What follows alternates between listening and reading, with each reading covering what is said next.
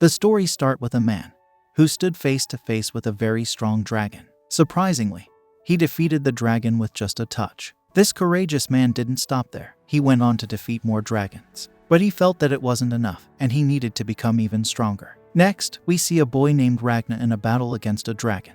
Unfortunately, Ragna was no match for the dragon's strength. Thankfully, a girl named Leo came to his rescue and skillfully defeated the dragon. Leo advised Ragna to be cautious during battles, and Ragna thanked her for saving him. Leo felt that Ragna's way of thanking her wasn't quite right. Ragna then patted Leo on the head and expressed his gratitude. We learn that dragons were a long-existing evil bloodline and humanity's greatest enemy. There are two known ways to kill a dragon. One involved freezing their blood with a special aura emitted by silver weapons, and the other required burning their bodies in sunlight. Returning to the story, Leo successfully freed the dragon heart and declared that their quest was complete. They then returned to the city of Ragna in the Lace Kingdom, where everyone recognized Leo by her facial scar. People gossips that she was a prodigy who had defeated around 50 dragons on her own. They visited a guild, and Ragna explained that those who earned rewards for defeating dragons were called dragon hunters. Among all the hunters in the city, Leo was the one who had hunted the most dragons. Ragna believed that she had already become a top-class dragon hunter at the age of 12, and he knew she would only become stronger. The two friends then shared a meal, and Leo mentioned her desire to eat some meat. Ragna assured her that they would have meat for dinner. Ragna knew that people in town had nicknames for Leo, like the girl loved by the silver sword or the ambitious dragon hunter. He believed these were just words from jealous folks, and in his eyes, Leo was a true hero. Ragna took some pictures of Leo, explaining that he just wanted to keep a record of her growth. Leo humorously pointed out that it might seem a bit strange if he was doing this for anyone else, and they both shared a laugh. Suddenly, a man approached Ragna and commented that meals earned by relying on the prodigy must taste incredibly delicious. Leo was curious about this stranger, who introduced himself as Sykes Charlie and mentioned that his dragon hunting count was right below Leo's. Leo mentioned that she had never heard of Sykes, which made him feel sad. Sykes then wondered why a low-ranked person like him was teaming up with Leo, who was known as the prodigy. He thought he was just slowing her down and insulted Ragna by calling him a porter, someone who only carried Leo's stuff. This angered Leo, and she pinned Sykes down. Leo then told everyone that while they might want land, gold, and fame by defeating dragons, her only goal was to become stronger. She explained that this was the only thing on her mind when she first held a silver sword, which was why she became a hunter. She believed that among all creatures, dragons were the strongest, and that's why she wanted to hunt them all, even the dragon god himself. She asked if anyone wanted to join her in this quest and promised to share money, land, or fame with them. Nobody except Ragna agreed to join her on this journey, and Leo appreciated his loyalty. Leo suggested they return to their inn and get some sleep, but Ragna insisted that Leo should take a bath before bed. Leo found it troublesome and mentioned that she would only do if Ragna do all the scrubbing. Sykes couldn't believe that the two of them took baths together. The scene shifts to Leo sleeping peacefully. Meanwhile, Ragna goes out for practice and starts feeling like he doesn't have much talent as a dragon hunter. He believes that even if he trains for his whole life, he'll never come close to Leo's level. He worries that he might be eaten by a dragon before reaching her skill, but he's okay with that as long as he can be useful to Leo. While practicing, Ragna encounters the man he met earlier who warns him that he's going to lose everything. Then, Ragna witnesses a horrifying dream of a dragon attacking, and Leo getting killed. He wakes up, realizing it was just a nightmare. The story then takes us back to Leo, and Ragna returning to the guild after buying some meat. Leo questions why Ragna bought meat since they could order it at the guild cafeteria. Ragna explains that they don't put any vegetables in the food there. Leo confesses her dislike for vegetables, and Ragna offers to use the guild kitchen to cook something for Leo. She requests steak, and Ragna secretly plans to include some vegetables in the steak sauce. Next, we see Ragna putting Leo to bed after dinner. On February 23rd of the year 498, they go to the guild and notice there are no dragon-slaying quests available. Sykes wonders how this is possible, and Leo and Ragna take a break outside the guild. Leo thinks that dragons are rare at the moment, and Ragna agrees, suggesting that Leo should consider cutting her hair since it's getting longer. The scene changes to Ragna cutting Leo's hair, and he can't help but remember the image of Leo dying in his dream. That night, Ragna has the same dream again. We then jump to February 26th, and Ragna is busy with his training. He recalls the man's warning that he's going to lose everything. Later at the guild, hunters are talking about how dragons have been behaving strangely lately. They've all gathered in the east, and it's noted that Donapiro is located to the east of their city. Sykes mentions that Donapiro hasn't been attacked by dragons for the past 10 years. Leo adds that Donapiro reminds her of the cake shop silver chick they have there, and she suggests that if they go to that city to hunt dragons, they should also visit that shop. However, Ragna seems distracted and isn't really paying attention to Leo. He's lost in thought, wondering about the meaning of his dream. He questions whether the man he saw in the dream was just his imagination or something else entirely. Leo interrupts his thoughts and tells him to stop daydreaming. She notices that Ragna has dark circles under his eyes, and his hands look worn out. She wonders if he's been training harder than usual these past few days, and if something happened. Ragna then asks if there's anything he can do to help her, mentioning that he doesn't want to merely take care of her. He's eager to figure out how he can genuinely be of assistance to her. Leo responds by saying that when she first met Ragna, she believed he could become as strong as her one day. But Ragna thinks it's impossible, believing that he has no natural talent. Leo acknowledges that she knows Ragna doesn't seem to have much talent when it comes to hunting dragons. She mentions that, as a prodigy herself, she can pretty much guarantee this. However, she also trusts her prodigy intuition, which tells her that someday, Ragna will become stronger. She doesn't know when or what will trigger it, but she's excited about that potential. Leo expresses her commitment to protect Ragna until that day comes. Ragna then recalls his past. His parents were tragically eaten by dragons when he was just 3 years old. The relatives who took him in also suffered the same fate. He was eventually bought by a noble family, but their mansion was burned down by dragons. Due to these events, Ragna was bullied and accused of somehow attracting the dragons. Ragna remembers being attacked by dragons many times, but he always managed to survive. He felt like he had no place where he truly belonged. Leo enters Ragna's life and asks him if he'd like to hunt a dragon with her. She assures him that being linked to a dragon is not necessarily bad for a dragon hunter. Ragna hesitates, believing that his curse might affect her as well. Leo, however, disagrees, stating that it's not Ragna's fault that those people died. She tells him they perished because they were weak and that she's stronger than the dragons, so she won't die. Leo is determined to prove her strength to Ragna and invites him to come with her. Ragna accepts her offer, and together they face a dragon. When they encounter the dragon, Ragna gets scared and starts doubting if this was a wise decision. But to his surprise, Leo easily defeats the dragon. This display of strength convinces Ragna that Leo is indeed strong and won't meet the same fate as the others. Leo asks Ragna if he still thinks he's cursed, and he responds that he doesn't. He explains that now that Leo is with him, all he wants is to be by her side until a dragon eventually kills him. He doesn't wish for anything else. However, he then experiences the dream of Leo dying once more. The scene shifts to February 27, and we learn that Donapiro has fallen. Leo is puzzled about how this happened. Sykes explains that a swarm of dragons attacked the city as the sun went down, and there has been no communication since. The kingdom has issued an emergency quest to exterminate the dragon horde that attacked Donapiro. Leo notices that Ragna has a strange look on his face. Ragna tells Leo they should run away, but suddenly, everyone in the city feels tremors, and they see that the entire city is on fire. Ragna urges Leo to leave because he's worried she might die, but Leo reassures him that she won't. The city guards try to fight the dragons responsible for the fire, but they are overpowered. However, some dragon hunters manage to stop the dragons from advancing further. Then, a man covered in blood appears and confronts the hunters. They wonder if he's okay, but to their shock, the man kills the hunters. It turns out he's not a man but a humanoid dragon. Ragna notices the humanoid dragon and fears that it's the one who will kill Leo. Sykes arrives to face the humanoid dragon and wonders why there's such a powerful dragon here. His team tries to attack it, but they are no match, and the dragon attempts to kill Sykes. Ragna tries to help by attacking from behind, but it doesn't seem to affect the superior dragon. The dragon uses a fire attack that sends Ragna flying into the river, and Leo instructs Sykes to rescue Ragna. She then faces off against the superior dragon herself. Leo was extremely angry that the dragon had hurt Ragna. She made a promise to herself that she would kill this dragon. Meanwhile, as Ragna sank deeper into the river, he also delved deeper into his vision. After losing Leo, he began a determined quest for revenge, vowing to hunt down every last dragon until they were extinct. He fought fiercely, became more powerful, and pushed his training to the maximum. However, no matter how much he fought and trained, it never seemed enough. He gained new companions during battles, but unfortunately, he lost them too. Despite a life filled with loss, he kept fighting, pushing himself to the limit and beyond.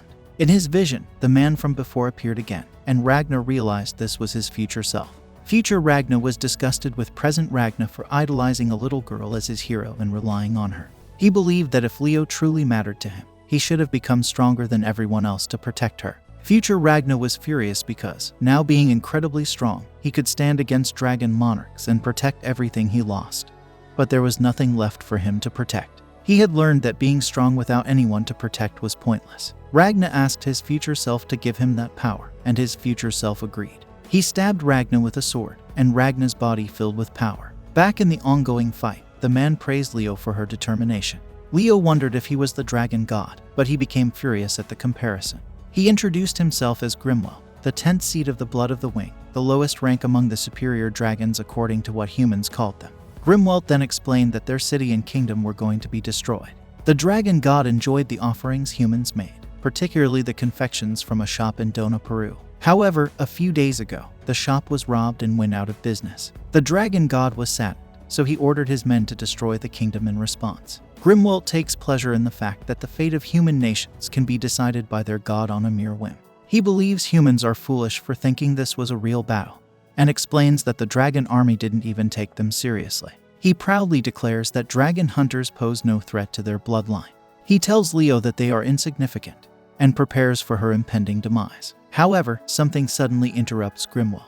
At first, he wonders if it's an illusion, but he quickly realizes that something is approaching. Meanwhile, Ragna discards his old armor, and the people around him are speechless as the air becomes shrouded in fog, and the dragons start freezing. Ragna reflects on how, after deciding to exterminate dragons, he relentlessly pursued that goal.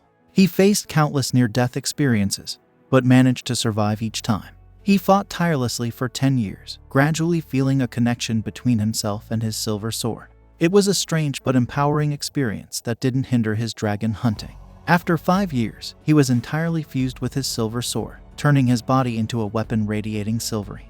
3 years later, he developed a technique to enhance his body's silverine. 4 years after that, he learned how to control silverine at will. After an additional 10 years, he surpassed the limits of human capability and mastered the ultimate battle technique, the pinnacle of dragon annihilation, the silverine battle arts. Ragna has gained incredible power, and just his presence can freeze dragons. He confronts Grimwald, who is stunned as he begins to freeze. Grimwald recognizes the feeling, the same sensation he has towards the dragon monarchs, the leaders chosen by their god. It's a mix of terror and awe toward beings with ultimate power. Grimwald refuses to fear a human and reveals his true form, the form where his ultimate power is unleashed.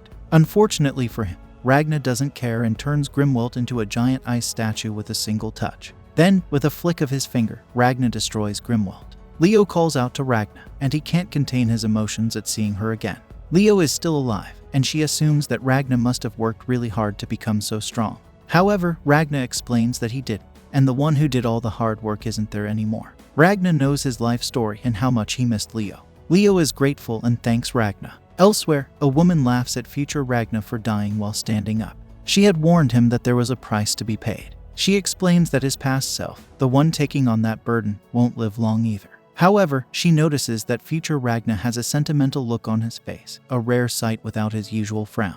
She points out that everything now depends on the past, and their hopes of creating a world without dragons rely entirely on their past selves. We then learn that not everything is good in the world. On that day, 7 of Les's cities were attacked, and 6 of them fell, including the capital. On the very same day, the Reaper of Dragonkind was born.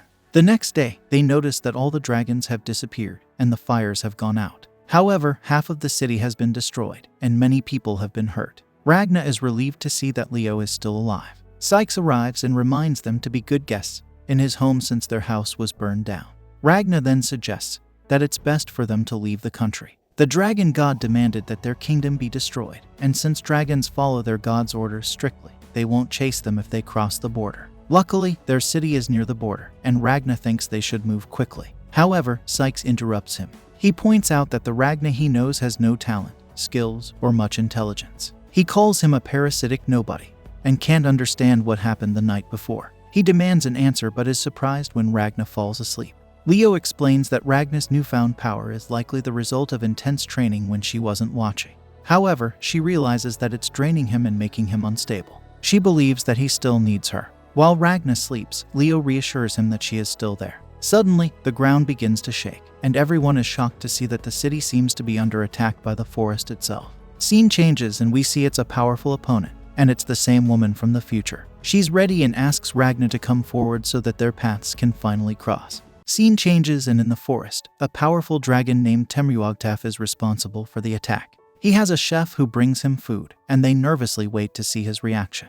Luckily, the dragon is delighted by the dish, and the chef is relieved. However, Temruagtaf mentions that it's still not as good as human meat, so he bites down on the man.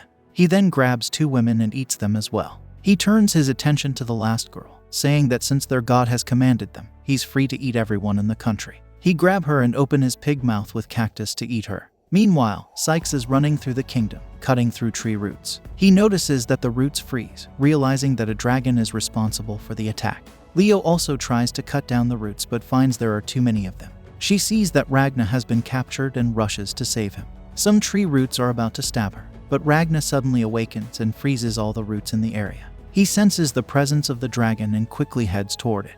Leo tries to keep up but is left behind. Ragna arrives at the dragon's lair and defeats it with a kick. He realizes that he's cursed and has seen a future where everyone close to him is killed by dragons. He wonders how to avoid losing everyone and decides that he must eliminate all the dragons. He's determined to succeed, even though his future self couldn't do it.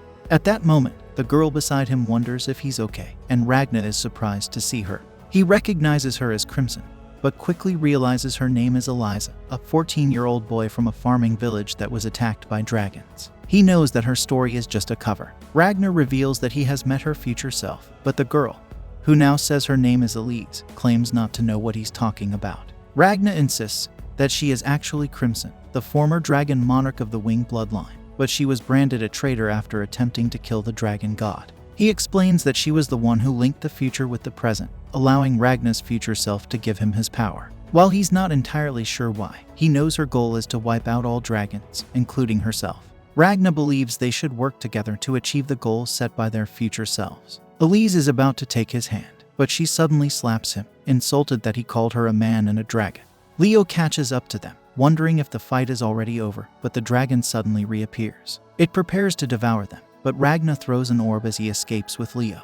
It turns out to be a bomb, and the dragon explodes into ice. Leo is amazed by how strong he has become. Ragna then asks her for a favor, requesting that she help lead the remaining people across the border. He plans to stay behind. Leo refuses to leave him and insists on sticking together. Ragna warns her that it will be dangerous if she stays, but she believes it's a normal part of being a dragon hunter. However, he tells her that she's too weak and will die if she stays with him. This devastates Leo, and she even swings her sword at him, but he stops it with a single finger and knocks her out. When Leo wakes up, she finds herself being carried by Sykes, and they are with others heading to the border. In a flashback, Leo had asked Ragna what kind of dream he had. He replied that he was happy as long as he could be with her, which she couldn't understand why he would leave her. Elise wonders if Ragna is truly okay leaving Leo, but he explains that he can only be with people he doesn't care about or people who won't die. Elise is ready to leave, but Ragna insists that she join him. She gets annoyed and says she is not Crimson. She points out that if she were a dragon, she couldn't be out in the sunlight.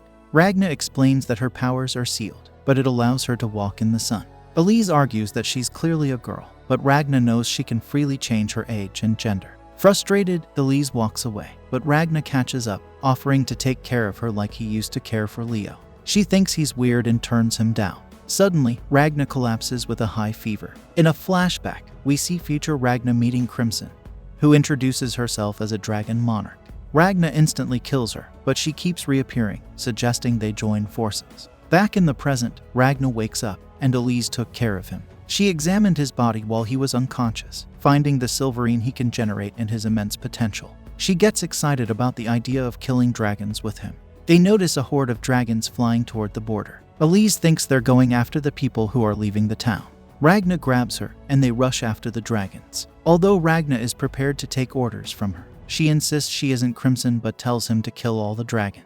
Ragna kicks a dragon out of the sky and uses his silverine technique to create multiple swords, freezing a dragon instantly. Elise catches one of the swords and realizes its potential. She thinks about equipping an entire army with these swords to kill superior dragons. She finally sees Ragna's value. She then vomits some strange liquid and turned out it was a slime that devoured the flesh of dragons.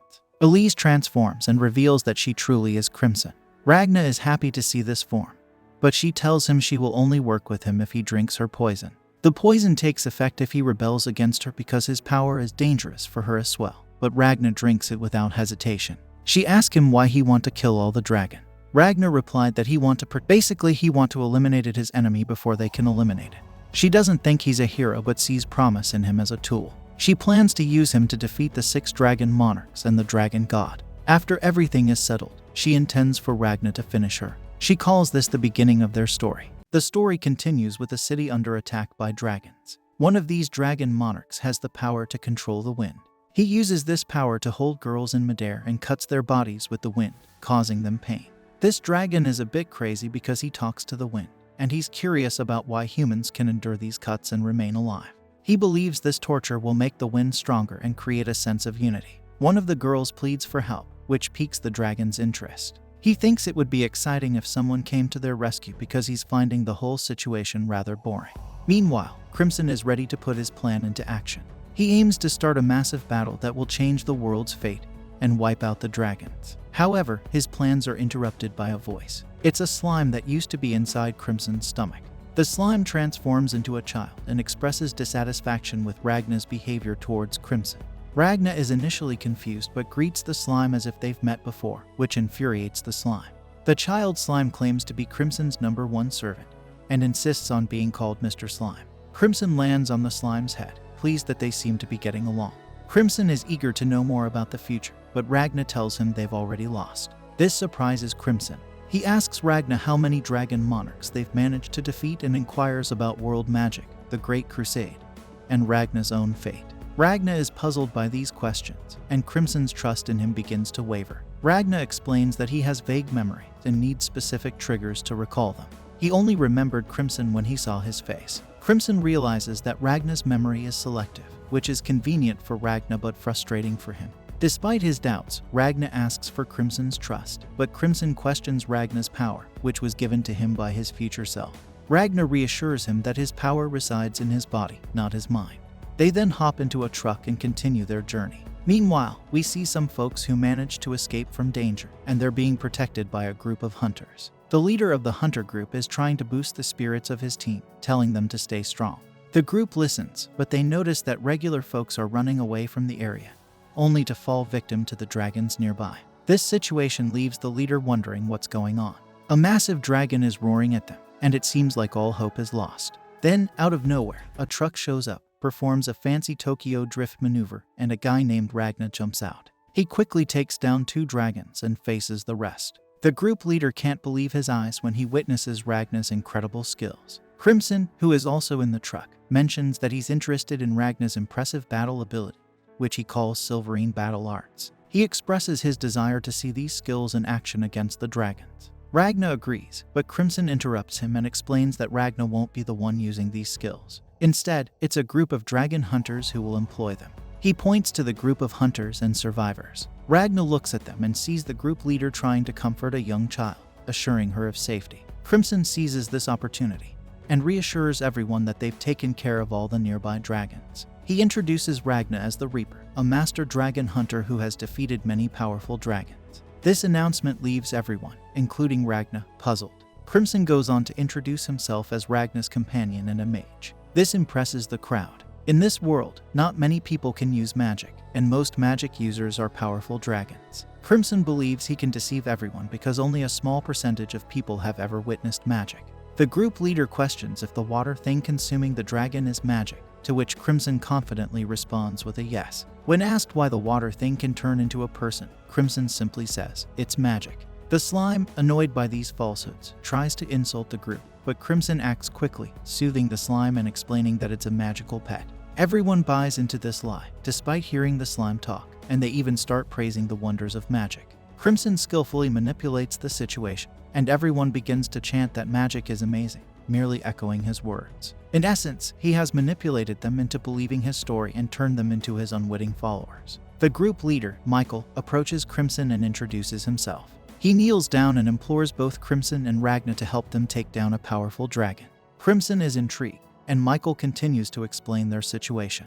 They fled from Tor City when it was attacked by a massive tornado, and the dragon they want to defeat is none other than the 3rd seed of the Tempest cell, Descends-Toi. Michael shares that Descends likes to hide within the wind, and he knows this because he's a mage. This revelation angers Ragna, who decides to walk away, but Crimson stops him by grabbing his shoulder. He inquires where Ragna is headed, to which Ragna responds that he'll hunt Desaz. Crimson, however, disagrees, giving Ragna a small pat on the back that makes him stumble forward. This leaves Michael puzzled. Crimson proceeds to ask Ragna if he knows why he can't get up, and since Ragna cannot answer, Crimson explains that Ragna's power has removed all limits from his mind. However, his body remains the same, and it's physically unable to handle his current power. Consequently, all his muscle fibers are damaged, and he won't be able to move for 3 days. Ragna is frustrated, but Crimson smiles cunningly, almost like a villain, and tells him to leave the task to him. As you might have guessed, Crimson has a plan that involves the others. He tries to explain the situation to everyone, suggesting that Ragna is slightly injured. This makes everyone concerned, and they ask if Crimson can take on Desaz instead. They even offer to pay him and promise to give him their weapons as compensation. However, Crimson interprets this as them giving up on dragon hunting, and he declines once more. He questions why they're so fixated on Desaz when they're not in immediate danger, and they don't provide a clear answer. Crimson then goes on to explain that they feel guilty about running away from Desaz. He points out that Desaz's attack range is wide, and he's swift, so they had to flee without thinking about the consequences. But now, they're plagued by guilt because they ignored those who asked for help. Michael starts to recall these distressing images in his mind, intensifying his feelings of guilt. He begins to sink into despair, and Crimson continues with his manipulative tactics. Crimson asserts that Michael only protected this last group because he didn't want to blame himself for not saving others. Michael eventually falls to his knees, admitting the truth. He claims he couldn't do anything because he's just a weak hunter, unable even to face a superior dragon. Crimson doesn't stop there. He keeps pushing Michael until he declares that he would protect everyone if he had the power of either Crimson or Ragna. Crimson had been waiting for this moment, and he presents Michael with a sword, claiming that it holds the power Michael desires. With this sword, he can take on dragons. However, Crimson can't guarantee their safety. Michael eagerly accepts the sword, which excites Crimson. He then leads them to the old city of Tor, and they stop at a demolished building with just a single door. Using a magical key, Crimson opens the door, and the hunters step inside, utterly astonished. It's a room filled with guns, and they are bewildered. Crimson explains that it's all thanks to magic. As you might have guessed, magic is truly amazing. The hunters select some weapons, impressed by their quality. Crimson clarifies that these guns are far more powerful than the ones they use in their country. But the most crucial part is the bullets. It turns out that Crimson is compelling Ragna, who is currently immobile, to infuse his power into these bullets. The hunters practice their aim, which makes Crimson grin like a madman. Ragna comments on his twisted smile, but Crimson questions if he's against it. Ragna explains that he isn't because he knows Crimson will ensure the hunters can win. However, Crimson senses that Ragna is a bit upset. Ragna clarifies that he can't move, but more importantly, he doesn't want to be called the Reaper or become a spectacle. He reveals that he doesn't want people around him because they might die. Crimson recalls his previous words about only staying beside people whose deaths won't affect him or people who cannot die. He accuses Ragna of abandoning Leo. Ragna tries to deny it, but Crimson explains that's probably how Leo felt. Ragna says that it's not Crimson's concern, but this triggers a reaction from the dragon. Crimson argues that Leo is Ragna's motivation, but what if Leo were to get killed? He claims that Ragna will annihilate every dragon and won't quit until it's done. Since they're working together, Crimson now sees Leo as an important part of their mission. Ragna explains that keeping Leo close to him allows him to protect her, but he's still afraid of losing her again right before his eyes. Crimson consoles him, revealing that he now understands Ragna a bit more and suggests imprisoning Leo. He explains they can use her magic storage spaces to put Leo in a comatose state, keeping her safe while they deal with the dragons. She won't disturb them or be in danger, and he can look after her. Ragna attempts to move his body to punch Crimson, but he's too slow. Crimson gets up and taunts Ragna by kicking him. He asks Ragna what's bothering him and why he doesn't listen. Ragna simply responds that Crimson is acting like a jerk. Crimson boasts that being a jerk is his best quality, and he becomes quite agitated. He admits that he's always disliked Ragna's attitude, especially when Ragna acted like he knew everything about Crimson. Crimson believes Ragna doesn't know anything about him and kicks his face. Then he starts walking away, saying that he'll defeat Desaz. While leaving, he also complains about Ragna constantly blaming his misfortunes on a curse. He puts a bullet in his mouth, leading to a tense situation. The slime, which has been scouting Desaz's movements, returns and gives a report. It transforms to show the state of the city and what Desaz is doing to the girls. Crimson realizes that Desaz was ordered to stay in that town and is spending time there. He believes the girls need to hold on as long as possible for his plan. But he decides not to inform the hunters or Ragna about the survivors. He intends to manipulate them instead. Crimson starts working on his plan and shares it with everyone, and they become enthusiastic and leave. A few minutes later, Desaz is taken aback because he didn't expect someone to appear. He tries to welcome them, but Crimson uses a megaphone to speak instead. He introduces the group as dragon hunters and begins talking about the dragon bloodline, calling Desaz a pathetic loser. Desaz is quite annoyed and doesn't understand how a human can talk about something they don't know. He continues to grumble to himself until his brain begins working again. He cannot forgive someone who insults the dragon bloodline, especially the dragon god. Meanwhile, Crimson is just driving away, repeatedly calling Desaz a pathetic loser. The story continues with Michael feeling uneasy. He remembers the preparations they made over the past few days and how they felt so confident, with no doubts or fears. But now, there's a massive tornado in front of them, and Michael wonders if a group of amateur dragon hunters like them can take down this monstrous threat. Despite his doubts, he steels himself and encourages his crew not to panic. He orders them to slay the ferocious dragon known as Desaz Toi, swearing that he won't let it escape.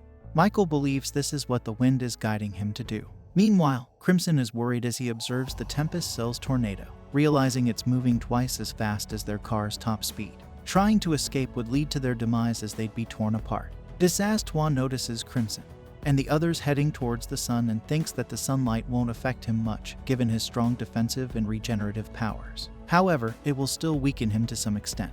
Michael takes action and fires bullets at the tornado, causing parts of it to freeze. Crimson clarifies a common misconception among dragon hunters. Silver bullets don't freeze the blood of dragons, but rather the magic within their blood. When this magic interacts with the wind controlled by magic, freezing occurs. Desaz Toi questions if they are using silver bullets and wonders about the purpose behind these attacks. Crimson suspects that Desaz Toi is pondering their tactics. He mentions that these bullets are not silver but are filled with a substance called Ragna silvery. However, Desaz Toi still doubts the significance of these attacks, thinking that freezing the surface with such minor attacks won't break his connection with the wind. Crimson reveals that they haven't unleashed their ultimate weapon yet, and instructs the dragon hunters to fire the silver bullets infused with Ragna silvery. This manages to freeze a substantial part of the tornado. The power difference between the bullets significantly affects Desaz Toi, making him realize that his bond with the wind is weakening. Crimson urges the dragon hunters to keep firing. In response, Desaz Toi increases the speed of his tornado and expresses his disdain for the humans. He belittles their strength, comparing them to lower creatures, and vows to kill them all, determined not to let anyone escape. Crimson leads the way onto a bridge, and as they cross it, the enormous tornado starts to disappear. Ragna covers the bridge with his silverine energy. The slime then catches Desaz Toi and hurls him onto a silver spear held by the dragon hunters. Desaz Toi begins to freeze, worried that his heart is injured, which would cut off his blood source and stop his magic flow. With the sun rising, Desaz Toi starts to burn. The slime tells the dragon hunters to finish him off. Desaz Toi uses his magic to lift the ground and free himself from the humans. He removes the spear from his chest, believing that the dragon hunters are powerless against him. However, Crimson takes action and runs him over with their truck, while the dragon hunters continue to shoot at him. Crimson explains that Desaz Toi is no easy opponent. He can summon up to 8 tornadoes simultaneously when he transforms into his dragon form. Crimson tells Ragna that their plan would have failed if Desaz Toi had been able to do that. He states that their success came because Desaz Toi couldn't imagine losing. Crimson provoked his desire to kill him, but Desaz Toi didn't unleash his full power due to pride and arrogance, which is the third major weakness of dragon, in addition to sunlight and silvery. Crimson developed high-quality dragon hunting weapons to exploit this weakness, and Ragna should be thankful to the Tempest Cell for allowing him to showcase his incredible potential. Ragna recalls a conversation from the previous day when Crimson assured him that choosing him was the right decision. Ragna realizes that Crimson wasn't treating this as a battle, he was experimenting. Ragna admires Crimson's deep knowledge of dragon hunting and his ability to foresee the future. He's once again reminded of how amazing Crimson is, and they're on a mission to eliminate dragons. Ultimately, Ragna envisions a future where he'll even hunt Crimson. The scene shifts to the dragon hunters embarking on their new journey. They inquire with Crimson if he's comfortable providing them with weapons and vehicle. Crimson assures them it's not a problem and hopes they can safely leave the country. Slime also wishes them luck. Crimson uses his magic to make the humans forget about him. Michael acknowledges that they owe their survival and their quest for vengeance to Ragna. However, Ragna humbly reminds them that they all played a part by standing up to the dragon. Michael considers it a triumph for all dragon hunters, and he departs with his crew and the survivors he was guiding. Crimson then takes out a radio, and someone from the Royal Army of Lace makes an announcement. They inform the public about a large-scale dragon attack near the border. All citizens are urged to follow the army's directive and evacuate to the capital, emphasizing that the royal capital is safe. They warn against approaching the border under any circumstance. Ragna suspects it might be a trap, and Crimson agrees. They decide to head to the capital. The story then takes us back in time by 5 days. The king in the capital receives news of Don Eru's destruction. He asks the messenger which country attacked the city. The messenger reveals that it was dragons, not an invading country. After sunset, a lightning storm reduced the city to ashes, and almost all the armed forces there were wiped out. Subsequently, a horde of dragons descended upon the city, and all communications ceased. The king instructs the messenger to assemble a unit from troops stationed in Ragna and Tortiere to provide aid. He also orders the recruitment of dragon hunters as emergency troops, emphasizing not to engage with superior dragons. The messenger understands and departs. An old man recalls a similar incident from 20 years ago when Garns attacked Donapiru. Dragons suddenly appeared, delivering devastating lightning strikes to Garns' army. The king reflects that this made him believe that the local dragons weren't keen on fighting, and he wonders what might have provoked their wrath. He feels confident that the capital is secure because it's protected by a barrier. The king notices something unusual in the throne room. It's too quiet. Suddenly, an angelic-looking girl named Ultima descends into the room. She apologizes for her abrupt arrival and explains that she's been granted the title of monarch by their god. She's the first seed of the Bloodwing, and her name is Ultima. The king recognizes her as the angel-winged demon. Ultima feels that the title of monarch is a bit too grand for her. The king wonders how she managed to enter the barrier protecting the kingdom. Ultima clarifies that the barrier, known as the solar safeguard created by the Solarium, emits sunlight accumulated during the day to ward off dragons. She reassures the king that the barrier is still intact, even though she's enduring the heat it generates. The king realizes there's no record of a dragon monarch openly participating in the ongoing conflict between humans and dragons. Ultima tells him not to worry, as his vassals are safe. She explains that she manipulated time to freeze the world temporarily, concealing her presence, as it would be problematic for a dragon monarch to be seen in the capital. Ultima's visit piques the king's curiosity, and he questions the purpose of her arrival. Ultima apologizes and presents the head of the dragon responsible for destroying Donapiru. She clarifies that she didn't intend to attack the city, but the dragon acted swiftly, forcing her to punish him and bring his head as an apology. The king accepts her apology but is puzzled by her actions. He considers the possibility of attacking Ultima, given that he can still move and the barrier is active. However, he realizes that this would lead to an all-out war with the Bloodwing, resulting in the destruction of his kingdom. Thus, he chooses not to attack. Ultima's explanation confuses the king further. She had previously mentioned not intending to attack Donapiru, but now she claims that her god decreed the destruction of Lace. Ultima reveals that she's been secretly preparing for the annihilation of the country. She believes that chaos is inevitable now that one city has been destroyed. To prevent people from fleeing, she has ordered attacks on cities near the border, ensuring that no one escapes. The king pleads with Ultima to stop these attacks and questions if she really wants to go to war with his kingdom. Ultima believes it will be a one-sided bloodbath, implying that she has no intention of sparing his people. The king realizes he's left with only one option, to attack Ultimacia with the barrier. However, the old man we mentioned before transforms into a dragon and stops the king. A person named Nebulum shields Ultimacia from the falling debris, and she expresses her gratitude to him. The old man, named Borgias, seems a bit miffed that she didn't thank him, but Ultimacia clarifies that she wanted him to ensure the king's safety. Borgias confirms that the king is indeed alive. Ultimacia uses her magic to turn back time to the moment when the king was unharmed. She apologizes for the confusion, and the king is left wondering if he had just died moments ago. Ultimacia clarifies that he did, leaving the king astounded. He starts to think that maybe Ultimacia is some kind of god, but she modestly asserts that she's just a humble servant. With their predicament seeming unsolvable, Ultimacia asks the king for his support. She proposes that they work together to ensure that as many people as possible pass away without suffering. The king agrees to her plan. The story continues with the Lee's royal army evacuating citizens, because there's a big dragon attack happening near the city's border. The king is told that too many refugees are coming to the capital, but he says to let them all in and not worry about the future. There's a head on a sword that Ultimacia kept, and it's somehow still alive. It talks about how people, even if they're proud or capable, look lifeless after they die because their spirit is gone.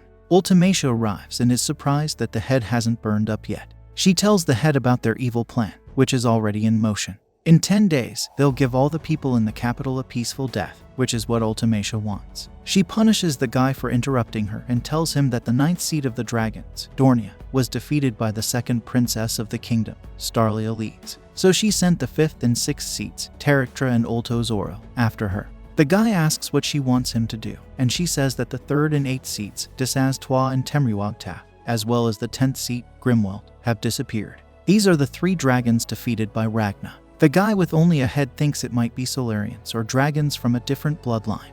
But Ultimacia says the elder told her it's an entirely unknown threat. The guy gets excited about this information, and Ultimacia punishes him again for his reckless actions that caused his head to be removed. He asks her to give him his heart back, promising not to mess around.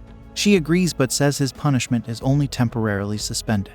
She tells him to take care of the unknown threat, and we learn that this dangerous-looking guy is the 2nd seat, Wolt Kamui, with lightning claws. He asks for a kiss as a reward if he succeeds, but Ultimacia refuses and gives him a good punch, saying he never learns his lesson. The guy says he loves making Ultimacia mad and speeds away like lightning. We see what happened in Ragna's future. He got into this terrible situation by chasing the blood of the wing, and he lost. Ragna is surrounded by all 12-seated dragons of the winged monarch, and he's angry with himself for surviving without achieving anything while all other humans have perished. He tries to shout, but he's kicked by the 7th seat dragon, Borgias. Borgias tells Ragna to be quiet because they're in front of the winged monarch. Then, he asks all the dragons to share their opinions about what they should do with Ragna. The 12th seat dragon, Chantaras, says they have no choice but to end Ragna's life. All the dragons are evil and want to end his life. The only dispute is how to do it. Some want to eat him, others want to use him for experiments, and a few don't care. One strangely wants to end his life with the least pain. Ragna is filled with rage as his enemies stand in front of him, but he can't move. In this future, Leo died, and Ragna wishes he had died instead. He condemns his weakness but realizes that this time, even his life won't be spared. He's tired of enduring and wonders if he can finally find peace as they plan to take his life. Unfortunately for Ragna, Wolt Kamui can sense that Ragna is feeling relieved at the thought of dying. Wolt Kamui is a psychopath and decides they shouldn't kill him. He wants Ragna to live in a living nightmare. Some others disagree, but Wolt Kamui insists he won't show mercy to anyone. Kami asks if anyone has an issue with it, and Ultimacia speaks up by destroying Wolt Kamui. Ultimacia doesn't like people who disrupt harmony in the group and tells Wolt Kamui to be quiet. She asks everyone to consider her opinion and shockingly reveals that she wants to welcome Ragna into their bloodline. Wolt Kamui disagrees, and Ultimacia puts a blade through his head. She introduces herself to Ragna as a progenitor of the blood of the wing. She notices that his sword is similar to those used by dragon hunters in a certain kingdom, which she thought was beautiful but burned to the ground. Ultimacia thought she wiped out every living creature from that country, but now she realizes Ragna is the lone survivor. She believes it must be God's will for him to continue living. Ultimacia is really happy that Ragna survived, and the 6th seat, Oltozoro, explains what she means by welcoming him into their bloodline. It means she wants to turn Ragna into a dragon. Grimwald explains that inferior dragons are just beasts born from the blood of superior dragons, while superior dragons like them can take on human form. They were all given blood by their progenitor, and used to be humans. Ragna is shocked by all this, and he's told he should be happy because he's getting the gift of evolving into a life form much higher than humans. But Ragna refuses because he's filled with rage, especially for the lives they've taken, like his friend Leo's. He angrily tells them to end his life, but they explain that once he becomes a dragon, his hatred will fade away. Ultimacia wants to save him from his living nightmare, and is about to start the transformation by thrusting her blood blade into his heart. Ragna begs her to stop, but she encourages him not to worry. She assures him that he'll still be himself, only his way of seeing the world will change. She plunges the sword into him, and the transformation begins painfully. Ultimacia whispers that this is her ultimate atonement, her way of making up for everything. Back in the present, Ragna wakes up and wonders if he's remembered anything useful. He ignores the thought to think about how Crimson is a real scoundrel, but he still prefers her over Ultimacia. Crimson, in his eyes, is straightforward about being a jerk, while Ultimacia acts kind and tender but commits mass murder on a massive scale. Ragna despises Ultimacia with all his being and vows to hunt her down again. Crimson is also doing some thinking and wonders what price Ragna would be willing to pay to use his full power, which is still unknown at this point. She'd rather wait a few years and prepare thoroughly before attempting to fight Ultimacia. Unfortunately, she knows that the blood of the wing is aware of their missing comrades, and she's certain they'll release Wolt Kamui. their strongest dragon. Given this, she decides it's time to ambush Ultimacia. Crimson has a plan in case Ragna loses, and explains that he's an irreplaceable tool for her. They arrive at the capital, and we learn that Crimson hopes to see the winged janitor. We then see Ultimacia talking to her god, who's like a small child. The god wants everything useless destroyed, but the kid doesn't even know what the Lee's kingdom is. Ultimacia decides that Lee's kingdom no longer exists in her god's mind, so it must be obliterated. The dragons will carry out her god's will. Ultimacia seems a bit unstable as she mourns the deaths of her fellow seated dragons. She explains they weren't fit to be part of their bloodline or their god's limbs. She hopes that destroying Lee's kingdom can be an offering to them. Ragna's group arrives in a busy part of the city, and Crimson explains they need to go through the second castle to reach the old district. She wants them to call her Veronica for now, but Ragna isn't listening and is feeling sick in the crowd. Crimson asks what's wrong, and he explains crowds make him feel sick. Crimson mentions that the city he lived in before was big, but he was okay because Leo was always with him. Crimson wonders if they should call off the hunt, but Ragna is determined to end Ultimacia's life if he sees her, no matter how sick he feels. Crimson shows some care and tells him to think of her as Leo's replacement, but he says she could never replace his cherished friend. Crimson tells him to go end himself, and Ragna vomits again. They eventually reach the old district, and Crimson leaves Slime with Ragna to make preparations. She reminds him to stay hidden and not mention the enemy's name or hers. She instructs him to walk away if someone approaches and return to the same place after 5 minutes. Crimson asks him to repeat her instructions, and Ragna summarizes it as not standing out and staying quiet. Crimson leaves and notices that there are a lot of people around, but something isn't right. The influx of evacuees to the capital should have surpassed 2 million, but the city should be flooded with people. This suggests that the dragons are maliciously reducing the number of people without anyone noticing, like a stomach digesting food. A massacre of the entire population is imminent. In the castle, Nebulum has finished his executions for the day and explains to the armed dragon, Borgus. Borgus asks where is Ultimacia. Nebulum says that she has left as she wanted to see the condition of the evacuee. Borgus is shocked to hear that she went out in public and scolds Nebulum for not stopping her, as it's their duty as mature dragons to protect the progenitor from her impulsive behavior. Borgus has no time for apology, so Nebulum tells him that she is in the old district. Elsewhere, the lieutenant general is handling important business and is interrupted by Crimson. Scene changes and he's on his knees, begging Crimson to inform him about her visits in the future. He pretends it's to properly welcome her. Crimson scolds him and reminds him that she ordered him to gather intelligence by impersonating a high-ranking army officer. His real name is Golem, and he explains that he did his job. She also commands a girl named Chimera to come out and tells her that Ragna will face off with Ultimacia. This shocks everyone, and she explains that they all need to cooperate if they want any chance of winning. Meanwhile, Ragna and the slime go to see what people are gathering for. They uncover several frozen dead dragons under a tarp.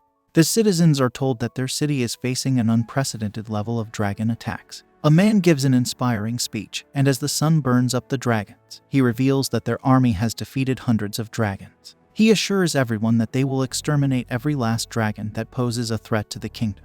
The crowd erupts in cheers. The little slime thinks the humans are getting a bit carried away, and mentions that he could swallow the entire crowd in under 60 seconds. Ragna decides to leave, but then he's absolutely stunned as a girl in a hoodie walks by him. His mind races back to one final thing Crimson told him before she left. She said that if by any chance he ran into Ultimacia, he must not attempt to fight her alone because that would surely end the hunt.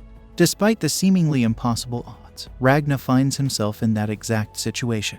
Ultimacia has just walked by him, and rage overwhelms every inch of his body. Even more surprisingly, Ultimacia, not knowing who he is yet, comes back to check on him. She tells him that he looks awfully sick and asks if he's ill. Ragna struggles to contain his fury.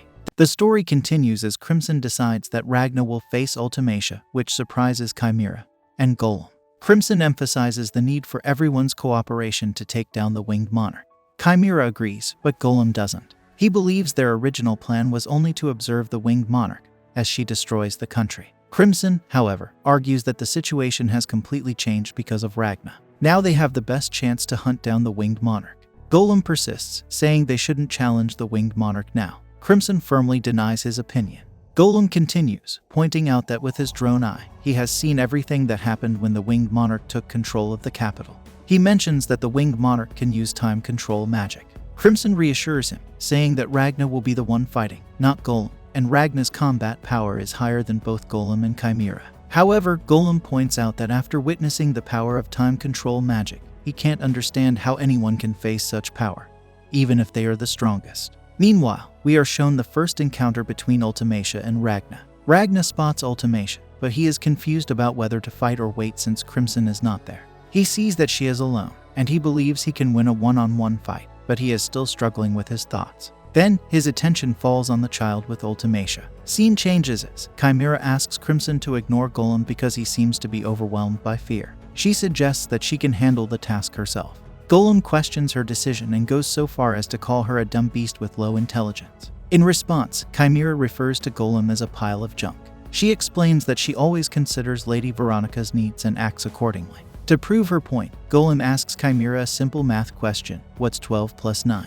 However, Chimera struggles to calculate the answer, and Golem makes fun of her, calling her a featherbrain. He ridicules her for trying to anticipate Crimson's needs when she can't even answer a basic question that even a child could solve. Crimson intervenes and asks Golem to stop the insults. She reminds them that they are the result of her knowledge and skills, created using different approaches. Insulting each other is equivalent to insulting her. They apologize to Crimson, but their argument soon resumes. Once again, they receive a scolding from Crimson. She brings the conversation back to the topic at hand and asks what they were discussing. Golem then shows his drone, and the drone displays footage of Ultimacia killing the king and reversing time to bring him back to life.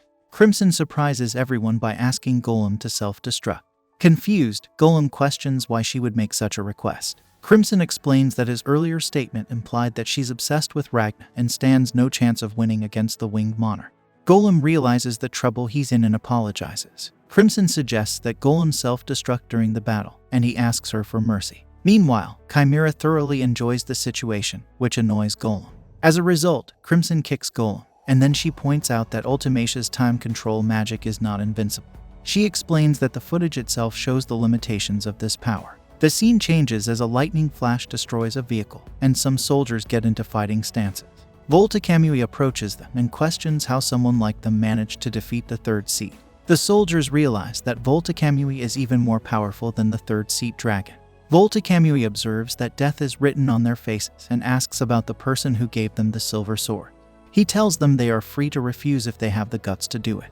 The scene shifts back to Ragna and Crimson facing each other. The slime advises Ultimacia to keep her distance from Ragna because he might end up getting sick due to the large crowd. Ultimacia apologizes for not realizing this, and the slime forgives her, explaining that everyone makes mistakes. Ragna is holding his sword, and his hand is shaking. But then he suddenly stops and says that he's alright now, reassuring her that she doesn't need to worry about him. Ragna has made the decision not to fight Ultimacia at this moment. He plans to meet with Crimson and continue their hunt for Ultimacia. Ultimacia apologizes for jumping to conclusions and asks him to take care. Ragna questions why she is being kind to the child, and Ultimacia replies that she's doing it because she doesn't need a reason to be kind. Ragna is ready to walk away when Nebulan suddenly arrives. He tells them that Borges is angry and comments on Ragna's appearance, saying that he looks like a dragon hunter. Ultimacia clarifies that she was the one who stopped to talk, and Ragna is feeling sick because of the crowd. Nebulan notes that some people can feel unwell in such crowded places, and then he suddenly realizes that he's one of them and starts vomiting. Ultimacia decides to find a less crowded place, and when they check on Ragna, he's nowhere to be found. Scene changes. Chimera and Golem continue to watch the recording of Ultimacia's actions. Chimera wonders why Ultimacia is visible in the footage, especially when she stopped and reversed time. She questions why Ultimacia appeared at that precise moment. Golem suggests that it might be due to her running out of magic or limitations in her power. Crimson agrees with him and praises Chimera for her ability to understand the situation and use her intuition effectively, even though she struggles with math. Chimera blushes from the compliments. Crimson explains that Ultimacia can't simultaneously stop and rewind time. This is her major weakness. She proposes an ambush plan to kill Ultimacia. If they kill her, she will use her time control magic to rewind time to her still living body. However, since she is rewinding time, she can't pause it. They can keep destroying her body, and she will be forced to rewind time repeatedly. This would eventually deplete her magic, causing her to die. Golem adds that she might try to counterattack with her massive magical power, but Ragna would fend off her counterattack and manage to kill her. Crimson recalls a conversation with Ragna in which he mentioned that their future selves were able to defeat Ultimacia. She is confident that they can win against her. She informs her servants that they currently only know this method, and if Ragna confronts Ultimacia one-on-one, he can definitely win. However, Crimson is concerned that Nebulum and Borges might interfere, so she orders her servants to deal with them. Ragna walks alone in an alley, consumed by thoughts about the decision he just made. Slime notices his sudden change in behavior and asks what's bothering him. Ragna is lost in deep thought, knowing that his future self would have attacked Ultimacia without hesitation. He realizes that when he hesitates, the outcome isn't favorable. While Ragna contemplates, Slime becomes frustrated, feeling ignored by Ragna. Ragna reassures himself that he isn't as enraged as his future self was. Suddenly, a shadow appears, and it's Crimson's presence. The shadow tells Ragna that Crimson doesn't require anger, just his calmness and adherence to orders, which are essential for their mission to eliminate all the dragons. Ragna reflects on how he managed to maintain his composure, but still feels terrible inside. At this moment, Slime jumps on him, seeking his attention.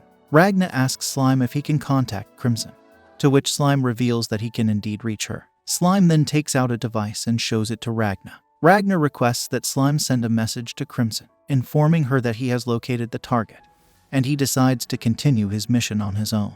Meanwhile, Crimson is faced with the challenging task of boosting the morale of her loyal minions. She acknowledges that they are willing to sacrifice their lives for her, but also realizes they don't fully trust Ragna due to his human nature and his pivotal role. Despite this, she believes she can subtly influence Ragna in the future due to his extraordinary powers. As Crimson plans to share her strategy with her servants, Slime contacts her. She wonders why Slime reached out but remembers her previous instructions to stay hidden, refrain from interacting with others, and watch over Ragna. In a surprising twist, Slime tells Crimson that Ragna has betrayed them, leaving her in shock. Meanwhile, Ultimacia helps a boy reunite with his parents but inquires with Nebulum about whether the boy's family is included in the day's list of people scheduled to disappear. Nebulum confirms their inclusion, stating he can make people within his barrier vanish without causing them suffering. Ultimacia acknowledges the grim fate of humanity, but desires to bring them happiness before they vanish. She reflects on the effectiveness of displaying the dragon corpses to provide solace to the humans.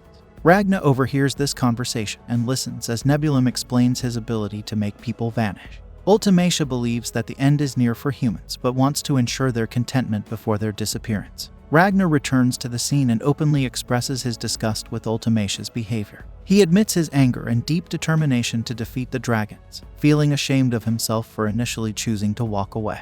Ultimacia expresses her confusion about Ragna's words, but suddenly, Ragna begins his fierce assault. Nebulum's body disintegrates, and Ragna prepares for battle. Realizing that Nebulum was their enemy, Ultimacia attempts to stop time, but Ragna swiftly attacks, slicing her into pieces. She reverses time to restore her body, but Ragna strikes her with a powerful punch, sending her flying. He continues his relentless attack, preventing her from using her time control abilities. Despite her attempts to counterattack, Ragna overwhelms her, ultimately telling her that the greatest kindness she can offer to the people is to meet her end at his hands. This brings an end to our episode. If you enjoyed it, then don't forget to subscribe our channel for more anime recaps.